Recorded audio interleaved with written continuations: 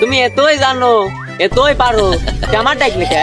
ঘরে কে দাবটি ছিল না? হ্যাঁ, তুমি তো একাই বাইকে, আমার ডাকলে কিছু জন্য? হ্যাঁ, তা বাবু শেষ চেষ্টাটা করে দেখো, মান সম্মান আমার বাঁচা। আব্বা আমার মুসলমানি তুমি দিবা না।